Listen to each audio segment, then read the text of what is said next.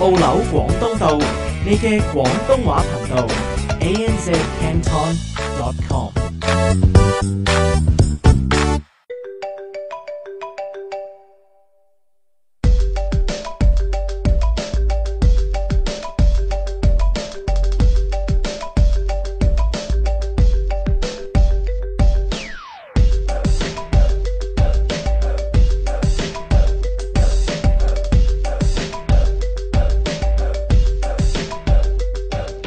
澳洲路邊社 Mainstream Australia， 歡迎大家收聽9月11號 My Radio 同埋澳紐廣東道嘅聯播節目，逢星期四見面嘅澳洲路邊社。大家好，我係細聰，我係 Ivy。咁今日係9月11號911啊吓。咁即係我相信咧，真係好多人咧，真係都會一講起911或者一嘟嘟，哇！見到隻錶今日係呢一個日子喎，咁樣就即刻諗起咧，即係當年好多嘅一啲嘅影像啊。13年前係啦，就係我相信大家都即刻諗到咧，就係即係兩架飛機撞落世貿嘅呢一段短片咁樣樣嚇。咁我相信咧，即係到死嗰日咧都會記得呢一段嘢，因為呢段嘢已經係刷唔甩㗎啦。因為畢竟喺9月12號嗰陣時候咧，我係睇過2500次嘅，因為即係呢個電視不停播不停播，係啦，重複再重複，好似呢一個外星人解剖又係刷唔甩嘅。一講外星人解剖就即刻諗起嗰件灰色嘢攤咗喺度咁樣樣，真係刷唔甩嘅。係。咁今日喺911之際咧咁樣樣，咁就想講下關於Pauline Hanson 啊咁樣樣嚇。咁 Pauline Hanson 咧，即係大家可能未必太熟啊嚇。咁但係咧，其實佢係澳洲嘅政治風雲人物嚟嘅嚇。咁如果你係認識澳洲任何嘅一個政客咧，大部分人咧就係記得 Pauline Hanson 呢一個人。咁啊呢一個人咧，佢又唔係即係佢係議員啦嚇，咁但係佢又唔係首相，因為澳洲冇首相噶嘛，澳洲得總理啫，係啦，因為佢又唔係總理啊，又唔係啲咩外交官啊咁樣，佢只係一個小小嘅選區嘅其中一個議員啫。咁澳洲嘅議員咧，國會議員咧係有成200個嘅，佢係其中一個啫咁樣樣。咁佢又冇啲咩特別嘅位置，咁點解佢係咁出位咧咁樣？咁就係因為咧，佢當年咧就係被指控咧係一個極度種族歧視嘅分子嚇。咁亦都係有好多嘅評論咧，就係同即係希特拉啊咁樣就扯上關係啊，咁話佢亦都係咁法西斯同埋咁種族歧視嘅咁樣嚇。咁呢個 Pauline Hanson 同埋即係911有啲咩關係咧咁樣嚇？因為其實喺西方國家咧即係喺我呢個節目成日都講啦咁樣樣，其實而家西方國家係面對緊一個淪陷嘅情況嘅咁樣樣嚇。咁呢一個情況就係咩導致嘅咧？就係一個非常之反智嘅所謂嘅多元文化政策嚇。咁即係我相信咧，即係香港人咧係冇咁多嘅包袱啊，咁所以即係佢哋冇咁大問題可以馬上指正多元文化所導致嘅問題嚇。咁所以其實因為喺香港佢呢個所謂嘅即係放好多大陸人落嚟啊，多元文化政策其實唔係實施咗好耐嘅啫嘛。咁而你今日見到好多嘅大陸人嚟到香港做一啲不歡迎嘅行為啊，亦都係近呢4-5年裏邊嘅事嚇。咁但係喺西方國家咧，西方國家嘅人咧係容忍咗一啲更加不可接受嘅行為for 更加長嘅時間添咁樣樣嚇。咁但係點解香港人可以咁快反對呢一件事，澳洲人又唔可以嘅咧咁樣樣？嗱，即係你喺澳洲啊、美國啊、英國咁樣，我相信即係嚟到喺周街屙屎嘅都係好多㗎嚇。咁同香港都係即係都係好多㗎咁樣樣嚇。咁雖然即係喺即係澳洲嘅地又大啲啦咁樣樣，咁所以即係你即係屙屎就唔會影響太多人嘅啫咁樣。同埋都未必會俾你見到。係啦，唔係咁，但係其實喺澳洲真係都有好多人係通街屙屎嘅咁樣樣，咁呢個都好正常嘅嚇。咁但係點解第一個係香港人頂唔順先咧咁樣樣？就係因為咧香港人咧就係可以好快咁樣指正呢一啲人話呢一啲人唔啱嚇。咁但係澳洲就好唔同啦嚇，因為澳洲啊、英國啊、美國啊好多呢啲西方國家咧，佢係一個重擔有一個包袱咧，佢哋係孭住嘅咁樣樣嚇。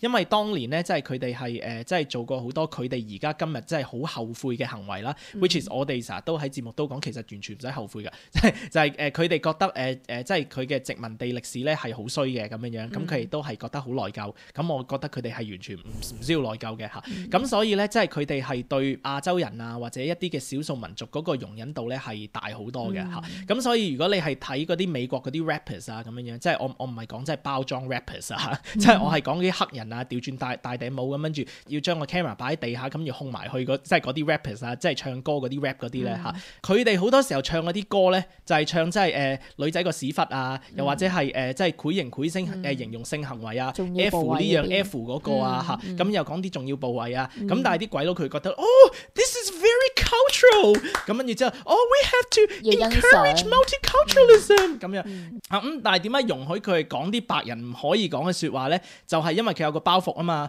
因為曾經佢哋係真係奴役過黑人嘅，咁跟住今日如果佢哋係要對一啲嘅女士係作出一啲唔應該講嘅説話嘅，哎呀由得佢啦，佢哋即係話要作出啲補償。係啊，呢個種族好慘嘅，由得佢講嘢啦咁樣嚇，即係佢哋根本呢一個成日都講叫 white guilt， 就係白人覺得對唔住黑人，所以容許佢哋做好多普通人係唔可以做嘅。中國人都係一樣噶，佢講對唔住啊，當年火燒圓明園啊，我哋好衰啊，我哋又吞併咗香港啊，咁跟住之後就俾你做一啲平時其他人唔準講或者唔準做嘅嘢咧，你係可以做嘅嚇。呢啲西方國家咧就孭起咗好多呢一啲嘅包袱，驚俾人話翻轉頭咁樣樣嚇，即係如果你係一個華人嘅咁樣樣，咁你喺街度屙屎嘅，咁一個鬼婆話俾你聽，你唔應該喺度屙屎嘅，佢可以咧微文屎啊，即係趌起身，真係已經恐怖啦。咁但係佢除咗咁恐怖之後，佢仲大聲鬧你，就係鬧你咩？你當年火燒圓明園，你欠咗我哋中國人嘅咩鴉片戰爭啊！咁跟住個鬼婆咧就冇聲出啦，佢就驚呢啲啫嘛，係咪嚇？咁所以其實你見喺香港好多而家呢啲大陸人都係使用同樣伎倆㗎嚇，佢咪喺度屙屎咯，屙完屎咁你話佢唔應該屙屎咁跟住，你知唔知你中國冇我哋，你哋會死咗好耐㗎啦，即係咁樣講咯。其實係同樣嘅一件事嚟㗎嚇，所以即係我遲啲上網再 share 呢個啦咁樣。喺美國咧就出咗一段短片啦咁樣樣，就係咩咧？就係有一個黑人嘅肥婆去到麥當勞咧，佢話要免費可樂咁樣，定係佢話要唔知要送啲咩俾佢啊？或者 size 定乜嘢嘢，或者俾少兩張紙巾俾佢，定係咩都好啦咁樣。咁但係之後咧，佢就即係講到佢祖宗18代當年點樣被奴役啦咁樣。你哋呢班死鬼佬，你知唔知當年我阿爺係要做呢一個嘅奴隸啊？就係因為你哋啊咁樣。哇！即係喂，我唔俾杯汽水你啫咁樣，你使唔使講到自己係奴隸啊咁樣？咁所以真係白人咧就呢個叫 white guilt 嚇。咁所以真係好多佢哋係完全唔應該容忍嘅嘢，都俾佢哋做，所以點解即係今日喺澳洲啊、美國啊、英國呢啲地方咧，真係有好多伊斯蘭區啊，即係佢會起一個回教寺啊咁樣，咁其實係有一啲 bookstore 啊咁樣，基本上有好多區咧就係白人去到咧係會俾人打嘅嚇，咁所以佢哋係好驚去嗰啲地方嘅咁樣。不過都唔好去。係啦，我話俾你聽，即係西方國家係有幾包容啦嚇，西方國家有幾包容咧？你有冇見邊度有其他地方係容許你可以喺一個大城市裏邊嘅 town centre 有一個 Chinatown 唐人街嘅一個地方啊？喂，呢一個係人哋澳洲嘅城市嘅中心裏邊就係有 Chinatown，每個大城市嘅中心都係有 Chinatown。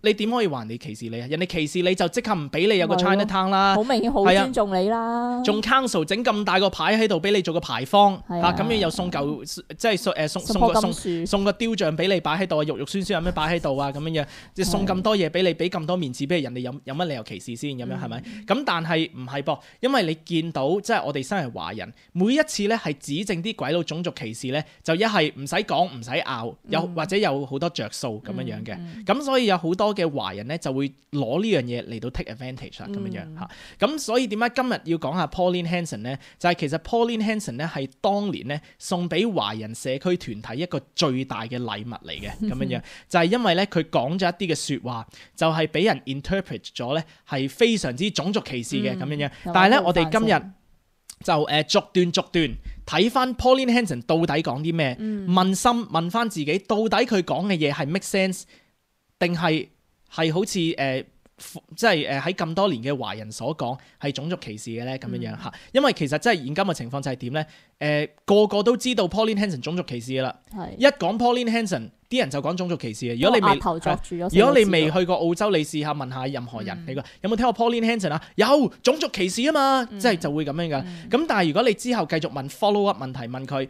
咁佢究竟講咗啲乜嘢？係啦，就冇人會答到你嘅，就知道佢種族歧視咯。就冇人會答到你嘅咁樣樣嚇。嗱，咁到底 Pauline Hanson 講咗啲咩咧？咁樣樣咁其實咧，我呢度咧就抽咗一段嘢嘅咁樣樣。咁呢一個咧就係當年咧佢喺呢一個嘅處女演説嗰陣時候就講嘅嚇。咁咩叫處女演説咧？就係當一個嘅新嘅議員被當選嗰陣時候咧，佢講嘅第一段演説咧就係叫 maiden speech， 即係處女演説啦。即係個政治理念。係啦，呢一個就係佢嘅理念啦，同埋埋佢喺呢一個嘅議會裏邊咧，就係希望達到啲咩嘅目的，或者為到做到啲咩出嚟咯。係啦，或者為到即係咩目的而發聲嘅咁樣樣嚇。咁佢就咁樣講嘅，佢就話 Immigration and multiculturalism are issues that this government is trying to address, but for far too long, ordinary Australians have been kept out of the debates of major parties。係啦，嗱，即係佢就話咧，澳洲咧係有兩大黨咁樣樣，咁但係咧呢兩大黨咧，亦都係冇好好咁樣咧，就係正視多元文化同埋移民嘅呢兩個重要嘅議題嘅嚇。咁佢就繼續講啦 I and most Australians want our immigration policy radically reviewed and that of multiculturalism abolished。咁佢就希望做兩樣嘢嘅，第一件事咧就係想咧即係180度咁樣review 扭轉啦，即係未必扭轉嘅，即係佢想 review 過，即係重新審查係啦，重新審查呢一個嘅澳洲嘅移民政策，我係咪入得太多移民嚟咧？即係咪應該選擇喺唔同嘅地方嚟咧？咁樣樣嚇。咁跟住第二個部分咧，就係要將呢一個多元文化政策咧，要完全刪除嘅，完全 cancel 嘅，停止呢一個多元文化政策嚇咁樣樣。咁其實咩叫多元文化政策咧？澳洲咧係到過幾個移民嘅政策嘅咁樣。咁第一個咧就係叫做 assimilation， 即係同化。呢一個係喺澳洲早期嗰陣時候嘅，就係話如果你嚟到澳洲，你要做澳洲人。你要食 meat pies， 你講中文啊，唔準講，學英文，你要做澳洲人嚇，你要學我哋嘅歷史，你要有我哋嘅價值觀，你要返教會，呢一個係當年嘅要求咁樣樣嚇。咁但係去到50、60年代啊咁樣樣咧，就開始改變咗一個叫做 integration policy， 即係一個融入嘅政策咁樣樣。咁融入政策咧就即係話你可以講中文，你可以食炒飯，你可以食 spring rolls 咁樣樣。咁但係咧你都要食 meat pies，同埋你都要打 cricket，你要學我哋英文，係有你嘅自由嘅。係啦，即係你可以 keep 你嘅 culture， 但係你要學英文，你要融入社會嚇咁樣樣。咁但係去到70、90年代嗰啲時間，同埋即係到而家咧，嗰個政策咧就叫 multiculturalism 多元文化政策。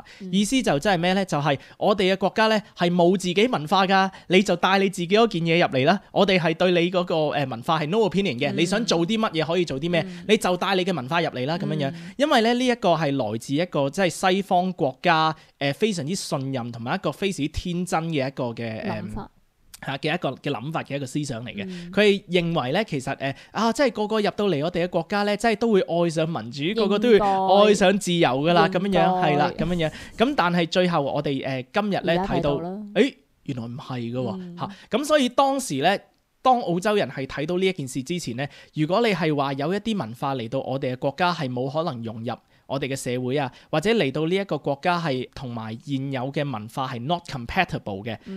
你咁樣講咧，係叫做種族歧視嘅咁樣樣嚇。咁但係當年 Pauline Hanson 咧就非常之有遠見啦嚇咁樣。咁佢就已經睇到呢一件事，咁所以佢就話咧，其實有好多人咧就係想做就停止呢個多元文化，就即係你嚟到澳洲呢一個國家，你就應該做澳洲人，要尊重呢一個國家，係咪？Which is 唔係淨係 Pauline Hanson 講嘅，即係例如我自己都成日咁講嘅嚇，係咪？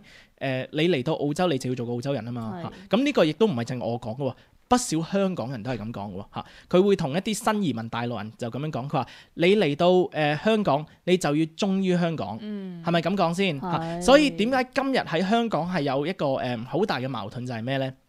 有好多嘅新移民嚟到香港，咁跟住即刻俾間屋佢住，即係有好多人都冇地方住喎，即刻俾公屋你住嚇，睇醫生又唔使錢，讀書又唔使錢，攞晒你啲學位咁樣樣，搶埋你啲奶粉又搶奶粉咁樣咁。你做呢啲嘢都唔緊要，咁但係你喺香港咧，仍然繼續指證啲香港人歧視你喎。冇錯啦。喂，即係人哋俾咁多好嘢你，你仲要指證人哋歧視你添？咪咯，你通街屙屎屙尿，仲要話人係唔尊重你呢個文化，因為你長遠歷史你就係淨係識得喺條街度屙屎屙尿。咁呢樣嘢咪令到香港人好嬲咯，係咪？咪令到香港人反感咯。喂，呢件事咪喺澳洲發生咗好多年咯，係咪啊？我而家唔係講緊大陸嘅中國人嚟到澳洲做啲咩，我講緊香港人做啲咩嚇。當年97年咁樣，咁跟住即係回歸啦咁樣，咁好多人驚，咁所以好多西方國家咧就接納你嚇，俾你入嚟呢一個嘅社會咁樣樣。咁但係你嚟到嗰陣時候咧，好啦即刻有屋住，俾錢你使，俾書你讀。咁跟住你讀到咁上下啦，攞咗 citizenship 啦，讀埋大學啦，返香港嚇，咁跟住之後 HEC 唔使俾，有好多人呃政府錢嚇，咁呢一個咪好多香港人嚟到澳洲做緊嗰樣嘢咯。係，即係我就講得好清楚咧，唔係所有香港人係咁樣做，但係個事實係好多香港人真係咁樣做即係好多回流翻去嘅咪咁樣做咯，係咪嗱？即係你覺得你咁樣做啱唔啱嘅？咁呢個你嘅事啦，咁樣咁，但係其實明顯地呢個就係咩？你係冇融入到社會咯你有冇覺得澳洲係你嘅家？你有冇覺得澳洲係自己嘅地方啊？你有冇嚟到澳洲嗰陣時候好感恩？即係當年係有好多人打仗為你而死，你今日先至係可以有呢一個嘅民主，你一個自由你喺你自己國家香港啊大陸，你冇得投票，但係你喺澳洲，人哋當你係一個公民，俾機會你投票。咁但係你點啊？你咪翻香港成日指證澳洲人話澳洲人種族歧視咯你喺呢度又話he's racist， everybody's racist， 咁成日都話人種族歧視咯。唔係 exactly 中國人咧係冇乜得幾多句英文識得講，淨係識得講呢個字。He's racist 係啊，因為一講 racist 就有着數啊嘛。而家香港都係咁噶，你係大陸人，你去到香港咁樣，你一話你種族歧視就唔使講噶啦。所以而家香港人所 suffer 緊嘅嘢咧所面對緊嘅受苦咧，就係澳洲嘅主流社會受咗苦多年嘅苦嚟嘅。呢個就係咁今日香港人就食緊呢樣嘢啦，咁樣咁嗱，即係我喺呢度咧，我唔係話香港人抵死啊咁樣絕對唔係咁講，因為咧即係住喺香港人咧就冇 take part in我頭先形容所講嘅呢樣嘢嘅。我哋以事論事啫。唔係，我只係講喺澳洲嘅香港人所做嘅啫咁我相信亦都係有好多香港人係會同意我嘅。好啦，咁佢之後Pauline Hanson 就繼續講，因為我而家仲形容緊佢當時講嗰個講嗰啲演詞啊咁樣咁其實咧就係呢一句説話咧先至令人哋最嬲嘅咁樣咁跟住佢就話咧 We are in danger of being swamped by Asians.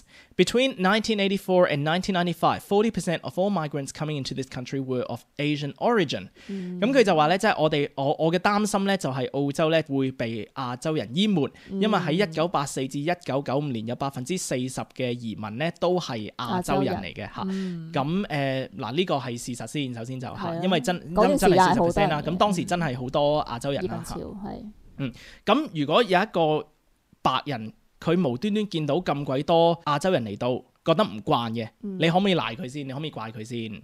佢有佢嘅理，即係佢有佢嘅 point 喺度嘅。係啦，即係但係呢一句都不成於係一個大魔頭所講嘅説話啊嘛，係咪？即係嗰陣時聽到可能會誇張啲，可能亦都會得罪咗啲 Asian 咁樣咯。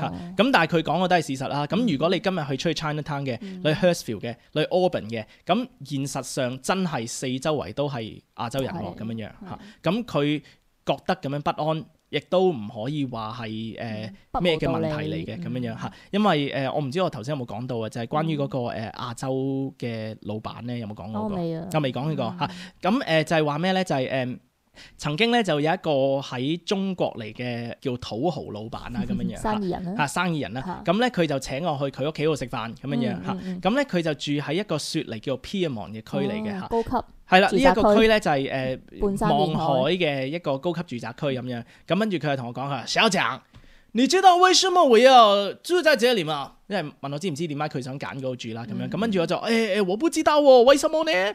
咁跟住之後佢就解釋，因為呢這裡沒有這麼中國人你知道嗎？這很多只是中國人很巧啊。在悉尼的第二邊，到處也是中國人。我很不喜歡。你覺得他們很多時候呢，到中國人的地方吵、髒我就最不喜歡。但是這裡好啊，因為這裡呢，每一個都是鬼佬他們也挺好人的。就係咁啦，仲有得飲咖啡添。係啦，嗱，所以咧個情況就係點咧？Pauline Hanson 當時佢嗰個擔憂就係咩咧？或者佢當時嗰個嗰個情況就係咩咧？佢係見到有好多亞洲人唔單止咧係唔融入社會而且咧亦都係全部咧湧埋去某一啲區裏邊咁樣而家都係啦，係啊，事實上就係啦。事實上呢件事真係發生喎，咁樣其實你一定要明白咧，即係一個西方國家嘅人，佢住咗喺度咁耐，即係佢可能世世代代都係住喺呢一度嘅。佢見到一個社區嘅改變，其實係會心噏，你係唔可以 blame 佢哋嘅即係你唔好以為咧淨係香港人先至有一個即係香港當年回憶嘅過去，其實澳洲人都有㗎係啊。即係有好多人見到哇，以前呢度係大排檔嚟，食嘢幾開心。哎呀，而家開咗金鋪啦，幾唔開心係咪？因為金鋪唔係佢去㗎嘛，你明唔明？當然啦。或者哎呀，我之前喺度睇戲以前喺度有戲院㗎。哎呀，我記住我記得喺個馬碌蔗度食㗎咁啊。哎呀，冇戲院啦。哎呀而家變咗咩啊？而家變咗藥房啊，賣奶粉啊，咁跟住你係咪會對一啲嘅外來嘅人會有啲唔開心先？嚇咁呢一個現實上咧，真係香港所發生緊嘅事情啊嘛。嗱喺澳洲你 imagine 下 ，OK 嗱一個白人嘅小朋友，佢真係喺60年代嗰度長大嘅。哎呀呢個咧就係 Uncle Tom 嗰間鋪頭啦。哇嗰陣時候咧，佢買咗架玩具車俾我㗎咁樣樣啊。咁跟住之後，我記得啦，呢個咧就係阿 Uncle John 開嗰間賣糖嗰間鋪頭啊。啊我記得當時咧一粒糖咧係1個仙㗎咁樣樣。咁同埋咧嗰陣時我買唔起啊，咁所以咧1個仙咧可以買1包餅，咁我就買1包餅啦。呢啲咪係嗰啲人於當年嗰啲回憶咯。好啦，咁我哋 fast forward 去到即係呢個2014年啦咁樣樣嚇。呢一個區咧冇晒白人嚇，你之前住嗰等樓咧拆咗高樓大廈，而家起咗高樓大廈，但係唔緊要，係40層，但係冇人住嘅嚇。點解冇人住咧？唔係因為有鬼，係因為咧好多大陸人咧，佢哋係淨係嚟買屋嚟到嚟到 store 自己啲錢嘅啫咁樣樣。佢咧根本就唔係打算係啦，佢做投資，佢根本唔係打算租出嚟嘅。所以而家咧有屋冇人住，冇人有屋住咁樣樣嚇。咁啊之前間屋喺度，原來冇咗了咁樣樣啊。咁跟住之後再隔過嚟睇，咦 Uncle John 有間鋪頭變成咩？原來而家變咗呢個回教書局咁樣樣嚇。咁跟住之後，你會見到好多啲包晒頭嗰啲女人喺度啊，咁樣樣。咁你見到四圍人，即係一係亞洲人，一係包頭人，一個白人都見唔到。咁你會唔會唔開心先？會心噏咯。嚇，咁正唔正常先？正常。嚇，但係其實 Pauline Hanson 當年所講嘅即係呢一啲嘅言論咧，嗰陣時候都未發生咁多嘅嚇，佢只係話 in danger of 啫，即係有呢一個危險啫嚇。咁而家2014年咧，我話俾你聽。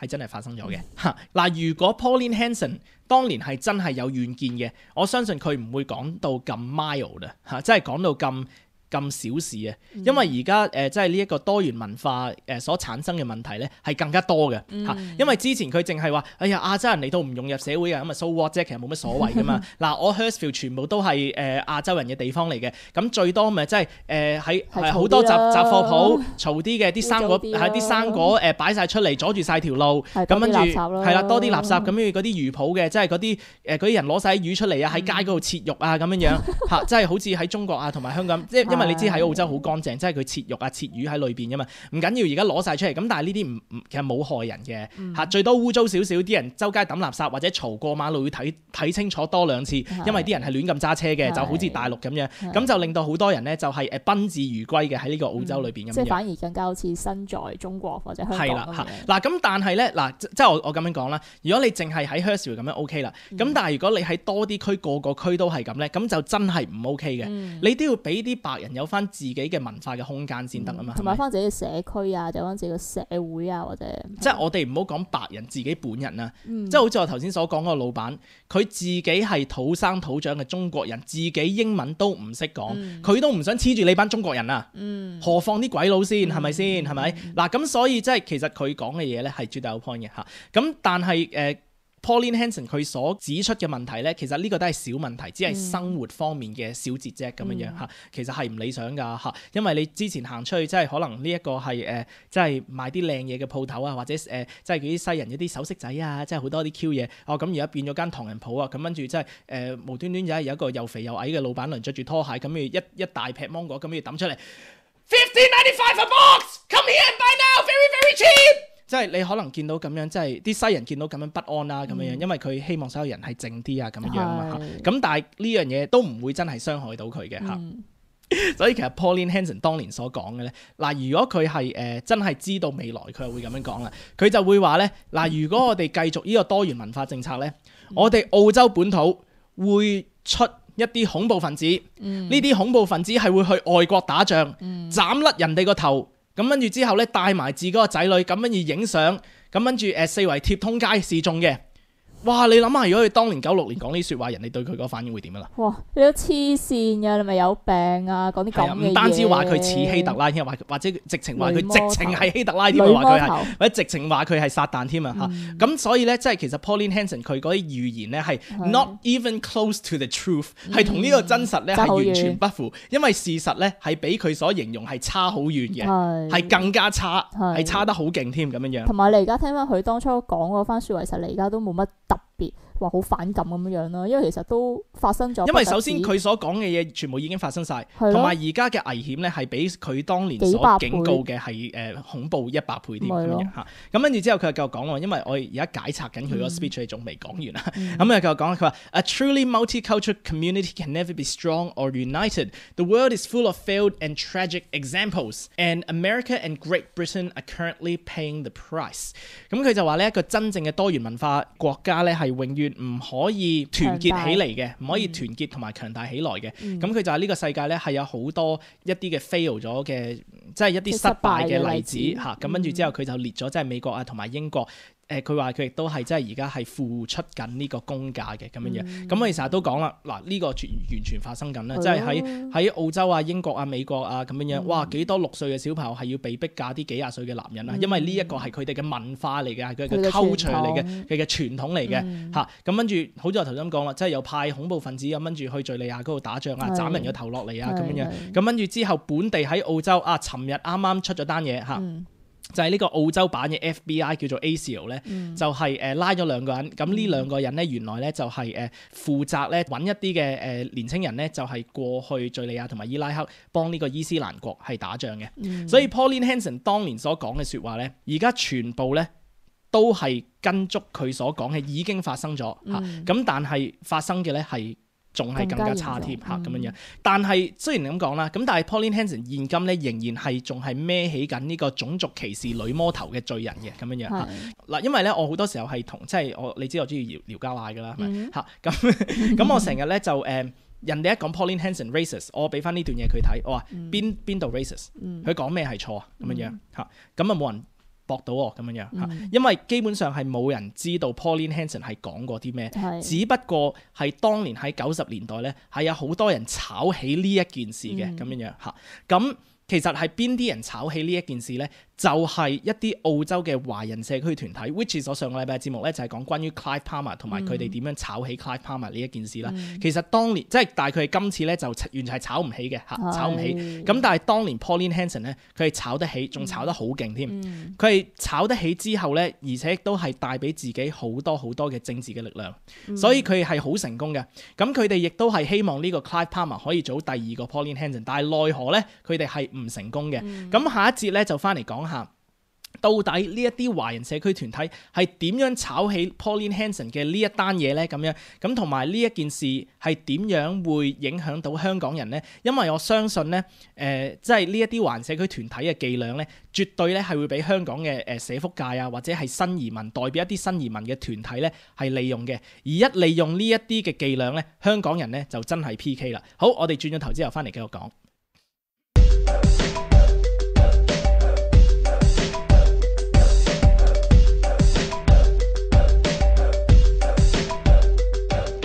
澳洲路邊社 Mainstream Australia。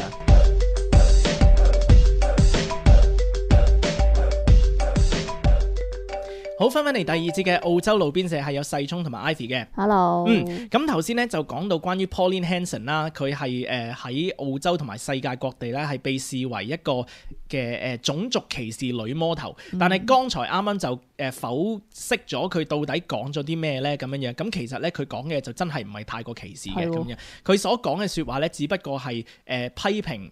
即係一啲亞洲人咧係唔融入社會，which is 係正確嘅，而有好多嘅華人亦都係會引證呢樣嘢，亦都係好多華人咧自己咧都唔想係即係貼近一啲咁多 Chinese 嘅地方，佢反而係想陪多啲白人住，因為佢就係唔中意咁多中國人嘅嘢，which is 咁嘈。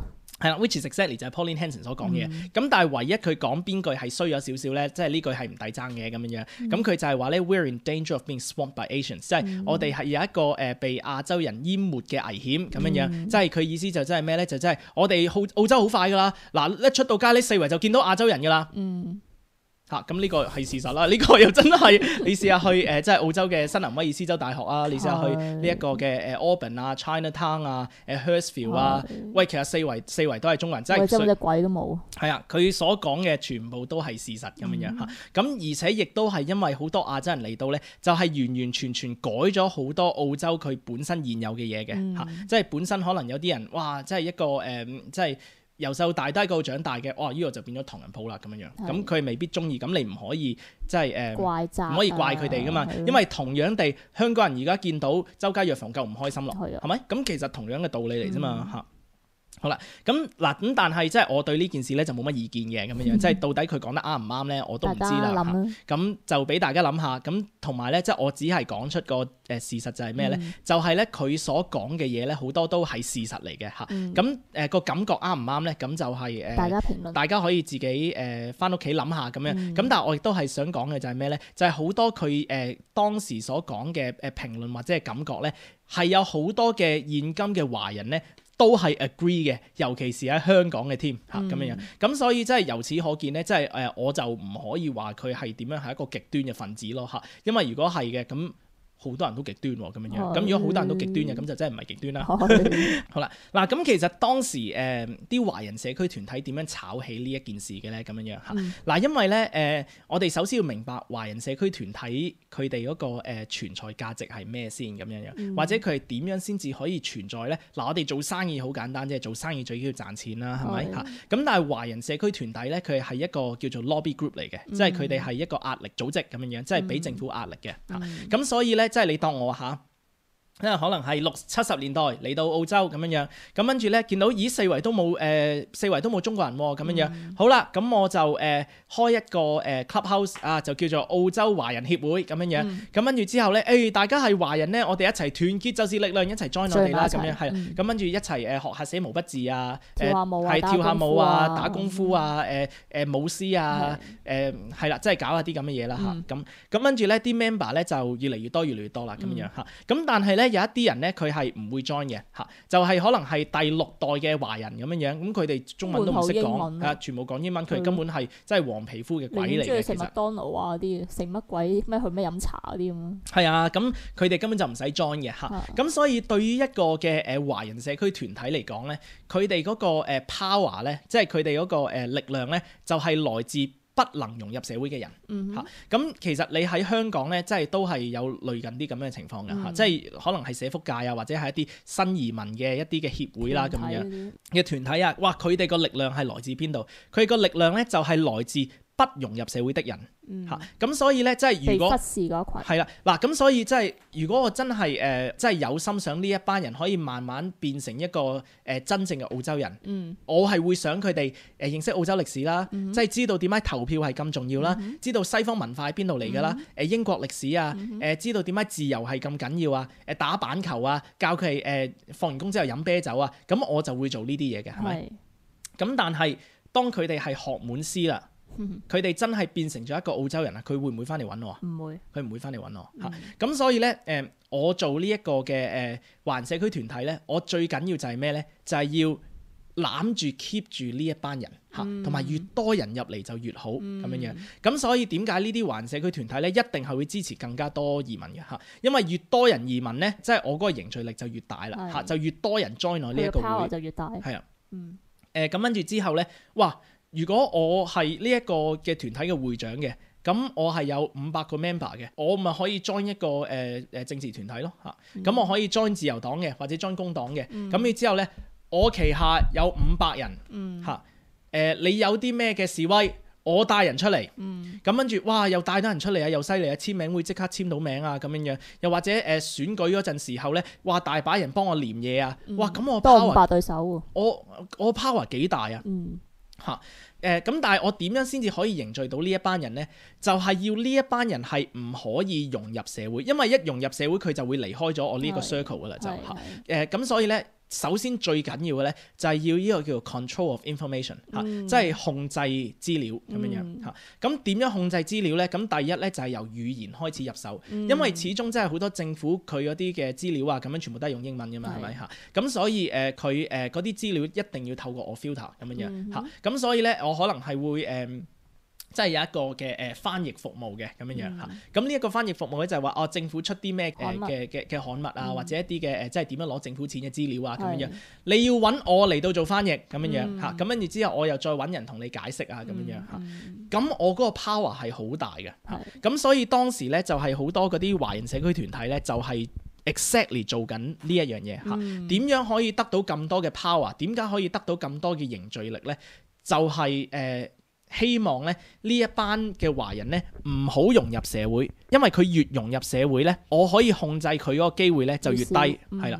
佢一唔融入社會嗰陣時候，我就可以控制佢嚇。咁所以乜嘢都要靠你嘛。冇錯啦。咁所以點解當時喺90年代咧，即係可以有咁多呢一啲嘅錯誤嘅資料，即係講到 Pauline Hanson 係一個即係咁恐怖嘅女魔頭咧，就係因為好多呢啲社區團體可以亂噏咯，咁樣樣。咁你有嗰啲你亂噏佢都唔知啦，嗰啲人都唔知啦。係啊，佢自己真係會係咩？誒呢個人佢講啲嘢啱唔啱咧？我睇翻西方報紙先咁樣樣。咁但係其實西方報紙佢都係講翻同樣嘅嘢，其實就係咁，所以其實個情況就係佢就控制咗呢啲資料，亦都係控制咗好多呢啲人咁樣樣。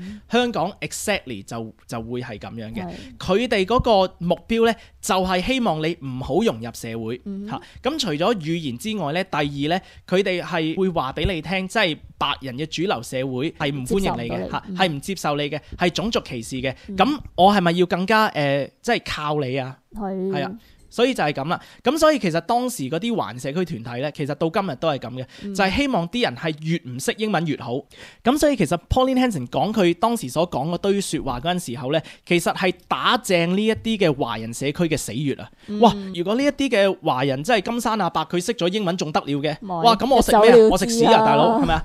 冇錯啦，咁所以即係呢啲華人社區係完全不可以接受呢啲事情發生嘅嚇，唔係佢係不可以接受佢自己冇咗力量啫。係啦，冇錯。嗱咁，但係咧，當即係有一個咁樣嘅公敵出現嚟講咧，其實呢一個咧係一個非常之漂亮嘅禮物嚟嘅嚇。好似我頭先所講啦，即係如果你真係關心呢個社會嘅，你真係希望即係華人係可以變成一個即係融入澳洲社會嘅澳洲人嘅一個負責任嘅公民嘅，其實你係應該幫助佢哋融入社會嘅。好似喺香港咁樣啫。香港都係㗎，即係如果你係大陸人嚟到香港，即係呢啲社會福利署嗰啲，應該係幫助佢哋融入社會啊嚇。咁但係其實個事實上就係咩咧？佢哋越唔融入社會，佢哋需要嘅funding就越多；佢越唔融入社會，呢一啲團體佢哋個 power 就越大嚇。即係佢哋只係需要話，誒香港人種族歧視㗎，尤其是民主派啊，佢哋最憎你㗎，你一定咧要跟我哋投民建聯啦，即係佢咪咁樣做咯。而家 exactly 就係發生緊啲咁嘅嘢咯。咁當年咧澳洲咧。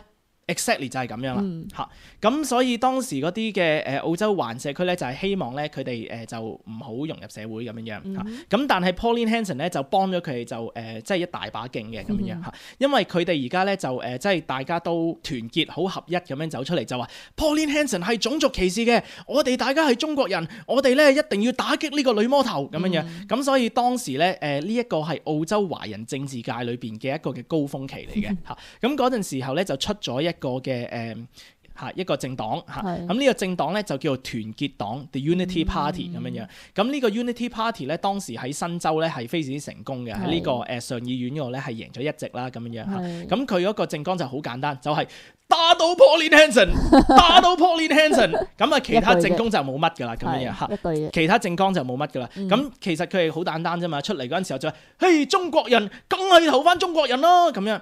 但係其實咁樣做，你係幫唔到件事嘅嚇，你咁樣做反而係敵我矛盾嘅。你諗下，即係如果係一啲即係鐘擺企喺中間嘅鬼佬啦咁樣樣，佢見到嗱 Pauline Hanson 咧就話啲亞洲人咧就係全部堆埋一堆嘅，唔融入社會嘅咁樣樣。咁跟住之後嗰個鬼佬可能會話唔融入社會又會唔會真係㗎？即係我都識啲 Chinese OK 嘅咁樣樣。咁跟住另個頭。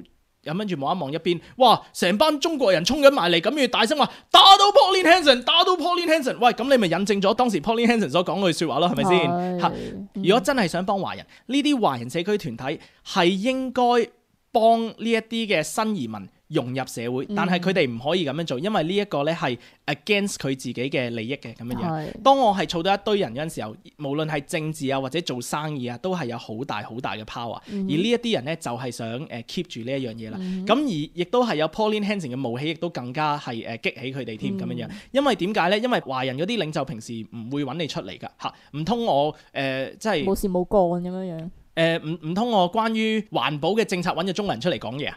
嚇，唔通我關於澳洲嘅車產業揾咗中國人講嘢？梗係唔係啦，梗係關於種族歧視先揾你出嚟講嘢啦，係咪？咁跟住揾你出嚟講嘢嗰陣時候，你又可以上電視，哇幾巴閉啊！一上電視嗰陣時候咧就話哇，我為中國人爭光，我為中國人發聲咁樣樣。嗱咁所以啲蠢嘅中國人咧咪全部跟晒佢哋咯，係咪先？咁佢就哎呀，你幫緊我哋啊！民族英雄係嗱，即係好似我咁，我話俾你聽，嗱 Pauline Hanson 係種族歧視，佢想殺你㗎咁樣樣，但係咧你投我一票，我嚟幫你咁樣樣，咁跟住之後你又上電視又講嘢，咁你就嗱你睇下我上電視咁跟住幫你發聲，哇真係非常之好啊！咁跟住咪投佢票咯。咁所以當年咧。呢一個嘅團結黨咧，佢係非常之成功嘅嚇。咁但係幾時沒落咧？就係 Pauline Hanson 開始沒落，佢就沒落。咁所以其實即係呢一個團結黨啊，即係呢啲唐人嘅黨咧，基本上佢哋其實即係可以話係一啲吸血嘅，即係幾啲吸血蟲嚟嘅咁樣樣嚇。佢就係當時吸 Pauline Hanson 嗰啲血嚇，即係佢一健康嘅咧，佢就健康啦；佢一唔健康嘅咧，佢就唔健康。嗱而家 Unity Party 所剩翻嘅咧，即係都係一啲嘅啲 local government 嗰啲議員啦，即係嗰啲市政府嗰啲議員啦嚇，即係幾區議員。即係星期幾倒垃圾啊，同埋條路幾時要補翻啊，即係嗰啲議員啦嚇。咁但係即係話去到國會啊，或者係即係省議會啊，就全部唔關佢事，因為冇人會再選呢一班友上去嘅咁樣樣嚇。係啦，咁其實即係呢一啲華人社區領袖咧，佢哋嗰個最重要做嘅咧，就係要製造恐懼同埋要隔離嚇，即係佢要嚇到啲中國人覺得。你只係可以靠我先至可以幫到你，即係唔可以走出佢哋嗰個社區。係啊，第二就係隔離，隔離就係唔可以走出去社區啦。咁樣嚇，咁其實即係我自己咧，都係真係真真正正經歷過呢樣嘢嘅嚇。意思就即係咩咧？即係我自己都玩過呢啲咁嘅政治嘅，因為咧即係嗰陣時候好曳啦咁樣。咁我而家真係都知道自己咁樣做係唔啱嘅咁樣嚇。咁啊嗰陣時候咧，我就喺呢一個嘅大學第2年班咧，就係當選呢一個大學學生會嘅總書記咁樣。咁嗰陣時候真係又係嗰句啦嗱，即係 Pauline Hanson 都話 swamped by Asians 啦，即係被華人被亞洲人淹沒啦嚇呢件事係事實嚟嘅，因為如果唔係我當年喺呢一個大學拉票都唔會咁容易拉到票。喂，你諗下，我想然知道幾多個留學生？係啊嗱，你諗下嗱，因為最主要係留學生啊嘛，係咪嗱？雖然我係呢度土生土長嘅澳洲人啦，咁但係咧我係一個亞洲面孔咁樣。你仲可以講流利嘅廣東話添？冇錯啦，普通話就唔太流利，咁但係都可以嘅咁樣。咁但係嗰陣時候咧，我就嗱，即係如果你係有一個政綱嘅，你估你嘅政綱係會代表邊一個群族啊？嗱，留學生係啦，咁樣你為佢哋嘅利益着想啦。係啦，咁你就留學生喺呢間大學嗰度咧，就俾人歧視得好慘啊！成日都 fail， 咁我哋咧就希望咧，即係可以爭取多啲。係啦，即係成日話你啲英文唔好，唉，咁冇理由咧話你英文唔好噶嘛。英文係你第二個語言，我哋咧係應該保護你嘅，因為你成日話人哋英文唔好，mark低人哋咧，呢個咧叫做種族歧視。咁啊乜鬼嘢都話種族歧視，呢個種族歧視，嗰個種族歧視啊咁樣樣。冇死。係啦，咁但係真係都唔係太成功嘅，其實都嚇。咁但係咧係直至到有一日咧，有其中一個嘅博士啊，定係教授嚟嘅嚇。呢一個教授咧就講咗一句説話，就係關於非洲人嘅嚇。咁佢就話即係越多非洲人嚟到澳洲咧，就越多強姦啊！我會 something like that 啦嚇。咁嗱呢句説話有冇 point 咧？咁樣樣咁你只不過係需要嗱，即係我咁樣講啦嚇。首先第一，我哋知道事實咧，就係非洲的而且確係好多強姦嘅嚇。咁如果你將一堆非洲人係有冇教過佢有冇成，即係求其揀一堆非洲人嚟到澳洲，你覺得澳洲係咪會多咗強姦咧？唔好答，因為呢個答案咧係歧視嘅嚇。我唔爭你彈弓啊！喂，我調轉問下啦，咁樣樣大陸人係咪好多人吐痰同埋食煙啊？係。咁如果你一大堆大陸人帶嚟澳洲嘅，係咪會好多人食煙？係咪好多人會吐痰啊？係，好大機會咯。嗱，所以呢一個 professor 佢講呢句説話啦，咁但係亦都係即係當時喺2000年嗰啲時候咧，就好政治正確嘅咁樣。哇！呢一件事發生咗嗰陣時候咧。嗱，身為一個普通嘅華人咧，就應該驚嘅，或者覺得唔開心嘅，即係覺得哇死啦！即係呢啲人講呢言論會唔會即係我俾人踢出校啊咁樣，或者我俾人歧視㗎，會唔會咁樣嘅咧咁樣嚇？咁但係即係對於我呢一個嘅大學政客嚟講，你覺得呢件係好事定係壞事咧？好事咯，好事 ，thank you，哈利路亞！即係咧，即係呢一個係我嘅hero 嚟嘅。如果冇佢咧，即係都唔會贏得咁勁，係咪先？咁所以當年咧，即係係當選嘅，成班中國仔係啦，全部當選。點解啊？因為我哋出去拉票嗰陣時候點樣講嘅？打政府。你好，你們要投我們一票。哎呀，你知道浙江大學呢一個 professor 他非常種族歧視啊！哎呀，你快點投我們，如果不是，他們可能會踢你出校㗎。即係咁樣講啦，係咪先？咁跟住之後，哎呀，真係會咁樣㗎！哎呀，我快啲投票啦咁樣。Exactly 就係咁，嚇咁當然即係我今日咧就乖咗，咁所以點解我亦都係將呢個秘密同大家講？但係其實呢 common sense 其實都唔係咩秘密嚟嘅。但係呢啲 common sense 啦。如果你係一個即係無知嘅一個人咧嚇，即係無知嘅一個嘅選民咧，你好容易係 buy 到呢一樣嘢嘅嚇。咁而當時咧好多嘅喺澳洲嘅華人咧 exactly 就係 buy 咗呢一樣嘢，buy 咗呢一啲華人社區，代表晒你哋嚇，就為咗自己嘅我唔知佢係咪為咗自己嘅利益啦，咁但係事實上咧，佢咁樣 so called 幫咗我哋之後咧，佢哋自己咧係得到好大嘅利益，而我自己呢樣嘢咧，我自己 exactly 都係咧真係經歷過嘅咁樣樣嚇，咁所以咧你見到香港咧，即係我相信都有同樣嘅事情發生嘅就係啊嗱，係會好多人咧係越講歧視或者係越指正香港人歧視就越着數，嗰啲人咧你就要小心啦嚇，因為係嗰啲人咧係會玩死你嘅嚇，咁嗰啲人咧佢哋亦都唔係幫助香港人咯，即係基本上佢哋係想香港死嘅，其實係嚇。咁但係當佢係咁樣做嗰陣時候咧，佢係會得到好多嘅賞賜，得到好多嘅 reward 咁樣樣嚇。即係如果係有一啲嘅熱血公民走出嚟 complain 嘅，咁然之後就話即係你啲大陸乜乜乜咁樣樣，咁跟住之後就可以有一個即係咪好似嗰個叫咩啊？係啦，就好似陳正深咁樣咯嚇。咁係咪每一次有一啲咁嘅事發生，咁跟住陳正深就好着數先？就係咁樣咯嚇。咁所以其實咧陳正深澳洲已經有好多㗎啦，即係所有澳洲嘅華人社區團體嘅領袖咧，根本就係陳正深。每一次係有一啲疑似種族歧視嘅嘢咧，佢就要走出嚟可以韜光，咁啊可以得到好多嘅支持咁樣樣。有一日如果陳正深係參選啊咁樣咧，我相信佢一定好成功嚇。咁其實 exactly 就好似澳洲咁樣啫嘛嚇，有好多嗰啲依啲社區團體嚇，澳洲嘅華人社區團體，咁有好多嗰啲領袖啊，咁你就走出嚟就話代表你，咁跟住之後咧就得到好多嘅支持，咁你就嚇你，即係我相信好多嘅新移民啊，即係佢有咁多反香港人嘅情緒咧，唔係以身俱來嘅，係好多人教佢哋噶。因為我喺澳洲見到就係咁啊嘛，因為有好多人教佢話香港人係好憎你嗰陣時候，佢哋係得到好多嘅着數嚇，因為你每次都要翻嚟求我咯，你每次都要翻嚟揾我咯，你揾我嗰陣時候我有錢收咯，我有一日要參選嗰陣時候。咁跟住你又會支持翻我咯？喂，呢啲全部都係着數嚟噶嘛？呢啲係咪嚇？咁咧，我點解咁即係？所以我咁樣講咧，我今日咧其實我都想講係咩咧？就係我係理解點解一啲嘅新移民咧，即係對於香港人有咁大嘅敵意啊！我係真係了解嚇點解咧？因為我記得有一個回憶係點樣咧？因為其實 Pauline Hanson 當年咧係俾人妖魔化去到邊個地步咧咁樣嚇，就係咧有好多人係話佢所講嘅言論咧係同希特拉一樣嘅嚇。咁即係我今日大個咗，當我真係有眼睇佢講咗啲咩，佢唔係話要殺晒啲亞洲人，係同希特拉好大分別嘅。咁但係又係嗰啲左膠話呢啲係法西斯嘅言論啊咁樣嚇。咁我記得我細個嗰陣時候咧，嗰陣時我3年班，因為 Pauline Hanson 當選嗰陣時候，我係3年班，96年啊。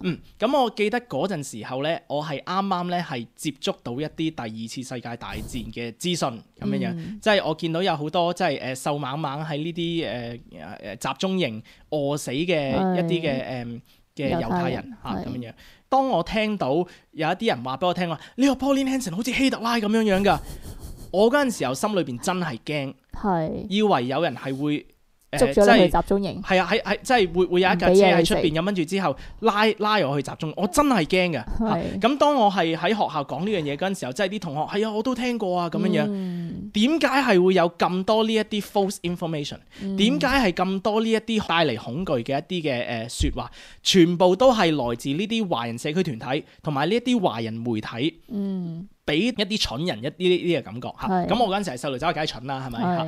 係，但係佢係俾到你呢一個嘅感覺咯嚇。另外點解咁驚咧？就我第二樣驚嘅就係咩咧？就係如果唔俾人即係掟去呢個嘅集中營咧，就係會俾人遞解翻香港嘅咁樣。咁我當時咧即係啱啱移民啊嘛，我當然即係細個會問阿媽點解要嚟澳洲啦咁樣嚇。咁跟住佢話俾咗即係六四嗰啲，俾咗六四嗰啲片我睇咁樣，係啦，坦克車同埋學生同埋槍聲咁樣。咁我驚，咁跟住佢話嗱香港會咁㗎咁樣。哇！咁我驚翻到香港咧就會俾呢一個嘅坦克車碌死啦咁樣。係咁翻香港好啊，定係留喺澳洲好咧？咁你諗下，即係對一個細路仔呢一個係一個幾大嘅恐懼。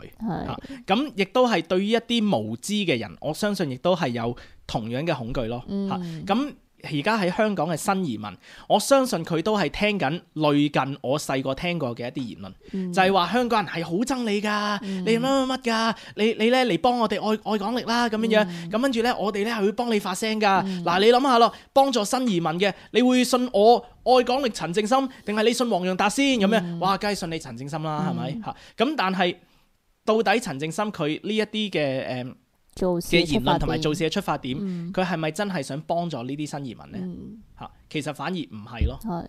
咁同埋即係你係會造成一班人咧，就係一齊咧，就係害呢一個社會，同埋更加造成一個社會分裂。所以我好即係蒙羞就係咩咧？就係即係當年80-90年代嘅華人社區領袖，which is 呢啲全部都係香港人嚟嘅嚇，就係做咗不少傷害澳洲社會嘅一啲嘅事，因為你見到其實澳洲而家咁多嘅反歧視條例啊、各樣啊咁樣咧，即係助長呢一啲極端伊斯蘭教嘅法例啊，或者或者呢個澳洲嘅政治嘅情況啊咁樣，其實好多呢一啲咧係澳洲嘅華人社區，尤其是係香港人所造成嘅，因為即係嗰陣時候未有咁多嘅伊斯蘭教徒嘅嚇，即係你今日就可以賴佢哋啫嚇。咁但係你要有一啲嘅政策係之前打開棟門，有得人即係有得人哋使用，即係呢一啲嘅 loopholes 啊，即係啲法律啦咁樣啊嘛。即係呢一棟門打到咁大嘅係邊個搞出嚟嘅咧？就係香港嚟嘅華人社區領袖。咁好快香港咧，而家唔係已經係受緊呢個罪嘅咧？都好快係會受呢一個罪。其實而家都開始緊嘅。係啊，咁所以即係其實即係我上個禮拜就講關於呢個 Clive Palmer 啦咁樣嚇。咁其實當時即係上次我都喺節目講過啦咁樣，就係呢個 Clive Palmer 呢個議員咧嚇，即係佢喺呢個電視節目嗰度咧就大力咧就批評咧中國共產黨咁樣。咁佢第一咧就話佢哋係共產黨，第二咧就係話佢係自己殺害自己嘅人民，第三咧就係一個不公義嘅法律制度嘅嚇。三句説話咧都係好合理嘅咁樣嚇。咁但係呢啲華人嘅社區團體領袖咧，哇！又係好似烏蠅咁捽手啦，有嘢食啦，可以出嚟覓食啦。